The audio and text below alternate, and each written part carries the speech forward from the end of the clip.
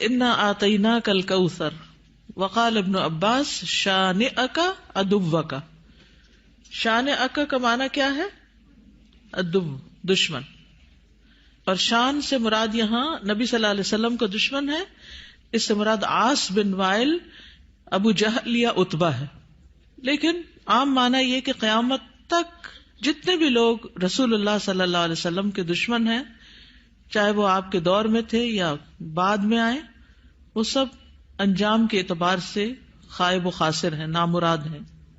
حدثنا آدم حدثنا شیبان حدثنا قتادہ عن انس رضی اللہ عنہ قال لما عرج بالنبی صلی اللہ علیہ وسلم الی السماء، جب معراج پر لے جایا گیا رسول اللہ صلی اللہ علیہ وسلم کو آسمان کی طرف، قال تو آپ نے فرمایا اتیت علی نہر، میں ایک ایسی نہر کے پاس آیا، حافتاہ اس کے کنارے قباب اللؤلؤ مجوفن، کہ وہ قبے تھے خالدار موتی کے، چھوٹے چھوٹے جیسے گنبد سے بنے ہوئے ہوتے ہیں نا. فقلت ما ھذا یا جبریل، میں نے پوچھا یہ کیا ہے جبریل؟ قال ھذا الکوثر، فرمایا یہ ہے نہر کوثر جو انا آتیناک الکوثر کے پس منظر میں ہے. حدثنا خالد بن یزید الکاہلی حدثنا اسرائیل عن ابی اسحاق عن ابی عبیدہ عن عائشہ رضی اللہ عنہا قال، کہتے ہیں سألتها، میں نے ان سے پوچھا، عن قولہ تعالی، اللہ تعالیٰ کے اس فرمان کے بارے میں، انا آتیناک الکوثر، کہ انا آتیناک الکوثر کا کیا معنی ہے، الکوثر کیا ہے؟ قالت نہر، کہنے لگی یہ نہر ہے، اعطیہ نبیکم صلی اللہ علیہ وسلم، جو تمہارے نبی صلی اللہ علیہ وسلم کو دی گئی. شاطئاہ علیہ در مجوف، شاطئاہ اس کے دونوں کنارے، علیہ ان پر، در موتی ہیں، مجوف خولدار یعنی اندر سے کھوکھلے. آنیتہ اس کے برتنوں کی تعداد کا عدد النجوم، ستاروں کی گنتی کے برابر ہے. ستارے کتنے ہیں گن سکتے ہیں؟ انگنت. رواہ زکریا و ابو الاحوص و مطرف عن ابی اسحاق. تو انا آتیناک الکوثر کا معنی کیا ہے؟ بلا شبہ ہم نے آپ کو کوثر عطا کی. حدثنا یعقوب بن ابراہیم حدثنا حشیم حدثنا ابو بشر عن سعید بن جبیر عن ابن عباس رضی اللہ عنہما انہ قال فی الکوثر هو الخیر الذی اعطاہ اللہ ایاہ، کہ کوثر وہ خیر ہے جو اللہ نے آپ کو عطا کی. قال ابو بشر قلت لسعید بن جبیر، ابو بشر کہتے ہیں میں نے سعید بن جبیر سے کہا جو ابن عباس کے شاگرد تھے، فإن الناس يزعمون انه نہر، کہ لوگ تو یہ سمجھتے ہیں کہ وہ ایک نہر ہے، فی الجنت جنت میں. فقال سعید، تو سعید کہتے ہیں النہر الذی فی الجنت، کہ وہ جنت والی جو نہر ہے، من الخیر اس خیر میں سے ہے، الذی آتاہ اللہ ایاہ جو اللہ تعالیٰ نے آپ کو عطا کی. تو کوثر کا لفظ جو ہے یہ لغوی اعتبار سے کثرت سے ہے، اس سے مراد خیر کثیر ہے، جیسے کہ آگے ابن عباس کہتے ہیں. اور اس میں دوسرے معنی بھی آ جاتے ہیں، جیسے جنت میں نہر کوثر وہ اسی خیر کثیر کا حصہ ہے، یعنی خیر کثیر عمومی لفظ ہے اور پھر اس کی مثالیں ہیں جیسے نہر اور حوض وغیرہ. اسی طرح حوض کوثر کو بھی اس کا مصداق بتایا گیا ہے. اہل ایمان جنت میں جانے سے پہلے رسول اللہ صلی اللہ علیہ وسلم کے دست مبارک سے اس کا پانی پیئیں گے. اس حوض میں پانی جنت والی نہر سے آ رہا ہوگا، اس طرح تطبیق ہو جاتی. یعنی اگر کوئی یہ کہے کہ کوثر کا معنی کیا ہے، تو عمومی لغوی معنی کیا ہے؟ خیر کثیر. اور نبی صلی اللہ علیہ وسلم کو اوور آل خیر کثیر ہی عطا کی گئی تھی. اور پھر خصوصی معنی کیا ہے؟ نہر کوثر اور حوض کوثر. حوض کوثر میدان حشر میں ہے، جس سے پانی آئے گا کہاں سے؟ نہر کوثر سے. اور نہر کوثر کہاں ہے؟ جنت میں ہے.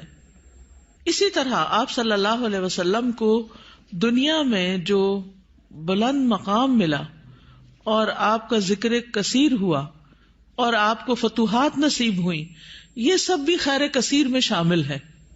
دنیاوی اعتبار سے کیا کیا ہے خیر کثیر میں شامل؟ فتوحات، بلند مقام اور ذکر کثیر.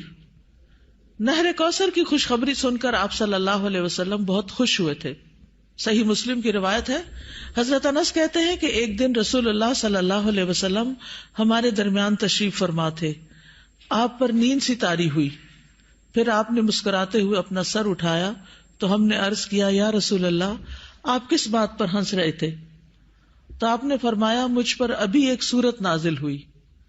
پھر آپ نے بسم اللہ الرحمن الرحیم انا اعطیناک الکوثر فصل لربک وانحر ان شانئک ھو الابتر پڑھی, اور فرمایا کہ تم جانتے ہو کہ کوثر کیا ہے؟ تو ہم نے کہا, اللہ اور اس کا رسول ہی بہتر جانتے ہیں. آپ نے فرمایا, بے شک وہ ایک نہر ہے, مجھ سے میرے رب نے اس کا وعدہ کیا ہے, اس میں بہت سی خوبیاں ہیں. وہ ایک حوض ہے جس پر قیامت کے دن میری امت کے لوگ پانی پینے کے لیے آئیں گے.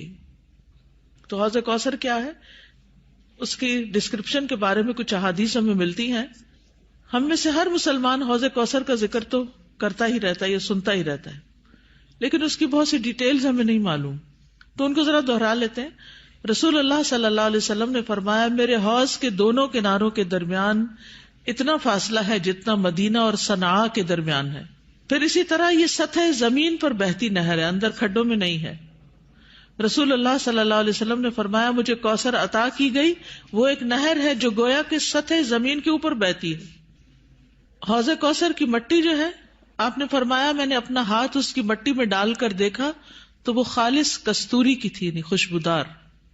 اس میں کنکریاں بھی ہیں اور وہ اس کے موتی تھے, یعنی سطح پر ہوتی ہے نا کنکریاں پانی کی سطح پر, تو وہ موتی تھے. جنت سے آنے والے سونے اور چاندی کے 2 پرنالے ہیں جو اس میں گرتے ہیں. اس صحیح ترغیب و ترغیب سے, یعنی 2 پرنالے جو جنت سے پھوٹتے ہیں, ایک چاندی کا اور ایک سونے کا, وہ اس حوض میں گرتا ہے. حوض پر سونے اور چاندی کے برتن ہیں. اللہ کے نبی صلی اللہ علیہ وسلم نے فرمایا, تم دیکھو گے کہ حوض کوثر پر سونے چاندی کے آبخورے ہوں گے جن کی تعداد آسمان کے ستاروں کی برابر ہے, یا ان سے زیادہ بھی روایت میں آتا ہے. اور پھر وہ برتن جنت کے برتنوں میں سے ہوں گے. کسی نے عرض کیا, یا رسول اللہ, حوض کے برتن کس طرح کے ہوں گے؟ آپ نے فرمایا, اس ذات کی قسم جس کے ہاتھ میں میری جان ہے, اس کے برتن آسمان کے ستاروں سے بھی زیادہ ہوں گے. ستارے بھی ایسی اندھیری رات کے جس میں بالکل بادل نہ ہو. پھر وہ برتن جنت کے برتنوں میں سے ہیں.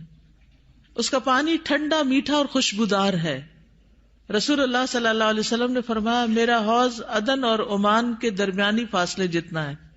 حوض کا پانی برف سے زیادہ ٹھنڈا, شہد سے زیادہ میٹھا, مسک سے زیادہ خوشبودار, اس کے آبخورے آسمان کے ستاروں کے برابر ہیں.